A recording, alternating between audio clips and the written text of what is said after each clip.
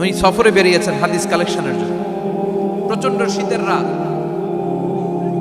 উনি মাগরিবের নামাজ, এশারের নামাজ পড়ে একটা মসজিদে শুয়ে পড়লেন, আর শুয়ে শুয়ে হাদিস পড়তেছেন। কি পড়তেছেন? কথা বলেন। আর মনে মনে ভাবলেন রাতটা মসজিদে কাটায় নেই, ফজরের নামাজ পড়ে আবার বেরো। কিন্তু দারোয়ান এসে বলে মসজিদে থাকতে পারবেন না, ওঠেন। দারোয়ান আছে না, কথা কম। আহমদ ইবনে হাম্বল বললেন আমি শুধু রাতটা থাকতে চাই, আমি তো ফজরেরও মুসল্লি, ফজর নামাজ পড়বো তো এই মসজিদে, আমার থাকতে দাও। দারোয়ান তো দেয় না, কেন? মসজিদে থাকার জায়গা না, যান মিয়া। উনি যে আহমদ ইবনে হাম্বল এটা চিনে নাই, থাকতে দেয় না। কি করবে এখন? উনি কাঁথা গুছিয়ে হাদিসের কিতাব নিয়ে কাঁধের মধ্যে ব্যাগ নিয়ে মসজিদ থেকে বের হয়ে গেলেন। কি আর প্রচন্ড শীত, আর কাঁপতেছেন পুরো মানুষ। পথিমধ্যে দেখলেন বাজার, বাজার একজন খাব্বাস, শাবুন খাব্বাস, যুবক রুটি বিক্রেতা। সে রুটি বিক্রি করে, চুলার মধ্যে রুটি সেকে। সে যে সালাম দিল আসসালামু আলাইকুম, যুবক বলে ওয়ালাইকুম আসসালাম। আহমদ ইবনে হাম্বল বলে যুবক আমার যাওয়ার জায়গা নেই, সফরে বেরিয়েছি, খুব শীতে কষ্ট পাচ্ছি, রাতে যদি তোমার এই চুলা থেকে একটু আগুন পোহাই কোনো সমস্যা? যুবক বলে না না সমস্যা না, আহলান ওয়া সাহলান, ওর সামনে আসেন আসেন, আপনি আগুন পোহাইলে আমার সমস্যা কি? সুবহানাল্লাহ পড়েন।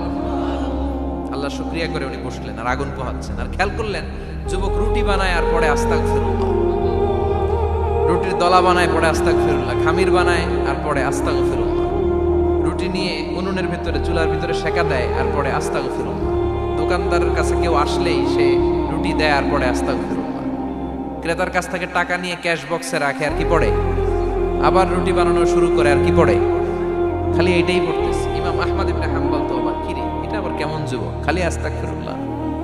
উনি প্রশ্ন করলেন যুবক ঘটনা কি? আসার পর থেকেই তোমার দেখতেছি তুমি রুটি বানাও, রুটি বিক্রি করো আর পড়ো আস্তাগফিরুল্লাহ, মালাকা ইয়া শাবাব। যুবক বলে আস্তাগফিরুল্লাহ আমার সবচেয়ে বেশি পছন্দের আমল, আমি সব সময় আঠার মধ্যে ইস্তেগফারের সাথে লেগে থাকি আর সব সময় পড়তে থাকি আস্তাগফিরুল্লাহ, আর এর বদৌলতে আল্লাহ আমারে মুস্তাজাবুদ দাওয়া বানিয়ে দিয়েছে। আহমদ ইবনে হাম্বল তো অবাক, আনতা মুস্তাজাবুদ দাওয়া, তুমি মুস্তাজাবুদ দাওয়া রুটিওয়ালা? আমি এত বছর হাদিস পড়াই, আমিও তো মুস্তাজাবুদ দাওয়া না, আর তুমি রুটি বেচো বাজারে, তুমি মুস্তাজাবুদ দাওয়া, তুমি দোয়া করলে সব কবুল হয়ে যায়? যুবক বলে না আনা মুস্তাজাবুদ দাওয়া, আমি আমার জীবনে যত দোয়া করেছি কবুল করে নিয়েছে কে? সব দোয়া কবুল করে নিয়েছে আল্লাহ, একটা দোয়া ছাড়া। কয়টা?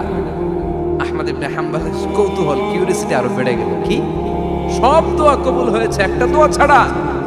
মাযালিকা দোয়া ইয়া শাব, কি সেই দোয়া? যুবক এবার বলতে শুরু করলো আমার জীবনে যে দোয়াটা আল্লাহ কবুল করে নাই সেটা হচ্ছে আমি আল্লাহর কাছে অনেক চেয়েছি, অনেক দোয়া করেছি যে আল্লাহ শুনেছি এই জামানার সবচেয়ে বড় মুহাদ্দিস, তার নাম নাকি ইমাম আহমদ ইবনে হাম্বল। আল্লাহ তোমার কাছে আমার চাওয়া আমি যেন এই ইমাম আহমদ ইবনে হাম্বলের দেখে মরতে পারি, আমি যেন ইমাম আহমদ ইবনে হাম্বলের হাতে হাত রেখে মুসাফা করতে পারি আর তার কপালে একটা চুমু এঁকে দিতে পারি। আহমদ ইবনে হাম্বল আবেগপ্রবণ হয়ে গেলেন, চোখের পানি ছেড়ে দিলেন, বললেন যুবক তোমার এই দোয়াটাও কবুল হয়ে গিয়েছে। আহমদ ইবনে হাম্বলের দেখা সাক্ষাৎ পাওয়ার জন্য আহমদ ইবনে হাম্বলের বাড়িতে তোমার যাওয়ার দরকার নাই, আহমদ ইবনে হাম্বল তোমার দরবারে ছুটে এসেছে। আনা আহমদ ইবনে হাম্বল মুহাদ্দিসুদ দাহর, আমি নিজেই আহমদ ইবনে হাম্বল। যুবক চোখের পানি ছেড়ে দেয়, আহমদ ইবনে হাম্বল চোখের পানি ছেড়ে দেয়। যুবক চিৎকার মেরে ইমাম আহমদ ইবনে হাম্বলকে জড়িয়ে ধরে, হাতে হাত রেখে মুসাফা করে, কপালের মধ্যে চুমু খায় আর আল্লাহর শুকরিয়া করে বলে ও ইমাম আসলে এই দোয়াটাও আল্লাহ আজকে কবুল করে নিল। বিশ্বাস হয় সবসময় ইস্তেগফার করলে আপনার দোয়াগুলোর এইভাবে কবুল করে নিবে কে? এই পাঁচটা জিনিস পাবেন সবসময় যদি ইস্তেগফারের সাথে লেগে থাকেন। রাজি আছেন তো? এজন্য বিশ্বনবী সব সময় নামাজে সালাম ফিরানোর পরে পড়তেন আস্তাগফিরুল্লাহ। কি পড়তেন? 3 বার পড়তেন আস্তাগফিরুল্লাহ, আস্তাগফিরুল্লাহ, আস্তাগফিরুল্লাহ। পড়তে রাজি আছেন? ইস্তেগফারের অনেকগুলো আলফাজ আছে, সবচেয়ে ছোট ইস্তেগফার হচ্ছে এটা আস্তাগফিরুল্লাহ, আস্তাগফিরুল্লাহ। আরো আছে আস্তাগফিরুল্লাহ আল্লাযী লা ইলাহা ইল্লা হুয়াল হাইয়ুল কাইয়্যুম আতুবু ইলাইহি, বিশ্বনবী বলেন এই ইস্তেগফারটা যদি কেউ পড়ে, আত-তাওয়াল্লি মিন ইয়াউমিজ যাহাফ, যুদ্ধের ময়দান থেকে পালিয়ে আসা কবিরা গুনাহ। কি গুনাহ? কাফেরদের সাথে যুদ্ধ, আমি তাগড়া যুবক, তলোয়ার নিয়ে নেমেছি, আমার দেহের এক ফোঁটা রক্ত থাকা পর্যন্ত আমি যুদ্ধ চালিয়ে যাব, আমি ফিরে আসতে পারবো না, আইনটা কার? ফিরে আসলে কবিরা গুনাহ। বিশ্বনবী বলেন যুদ্ধের ময়দান থেকে ফিরে এসেছে এরকম কবিরা গুনাহ অবলম্বনকারীও যদি আস্তাগফিরুল্লাহ আল্লাযী লা ইলাহা ইল্লা হুয়াল হাইয়ুল কাইয়্যুম ওয়া আতুবু ইলাইহি পড়ে, ওই কবিরা গুনাহকারীকেও ক্ষমা করে দিবে কে? পড়তে রাজি আছেন তো?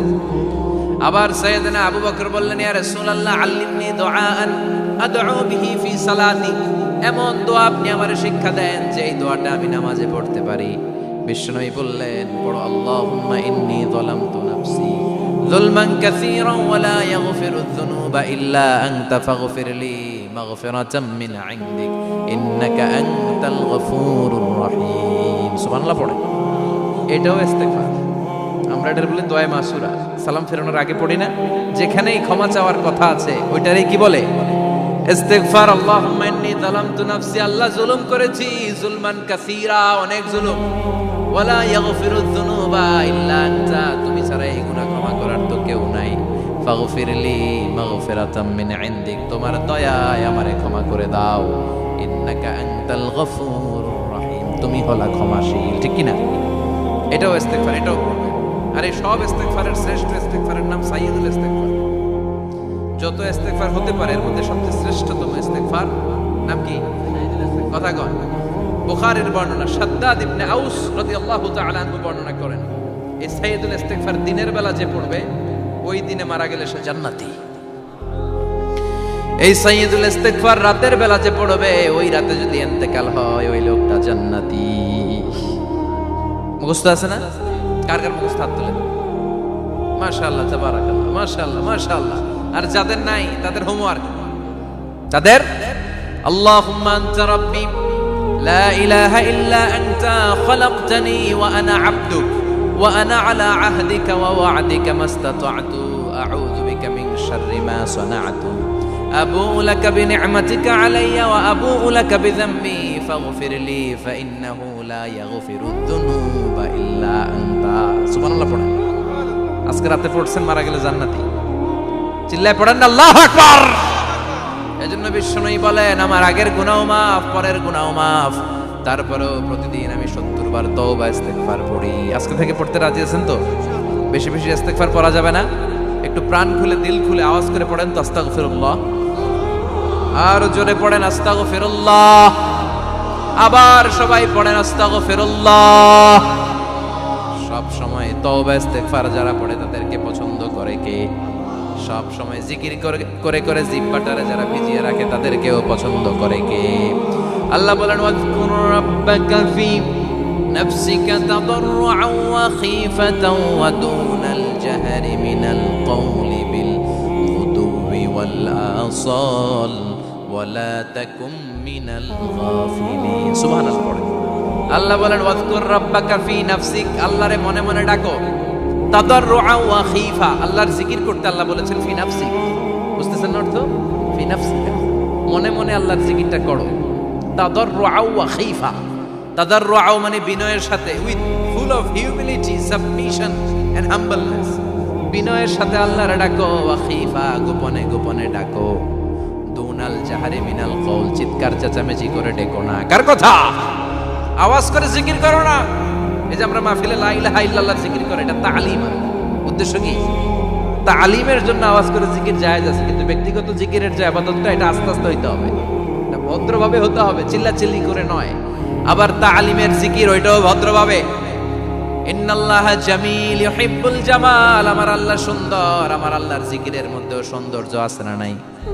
কিন্তু এদেশে জিকিরের ভেতরে লাফালাফি আছে না নাই? বেশি না কম? কি বসেন বসেন, হ্যাঁ বসে যান তো, অনেক ধরনের আছে জিকির। হ্যাঁ বসেন বসেন, বসে যান। হ্যাঁ হাইবার আলী, এটা কি আবার জালালি?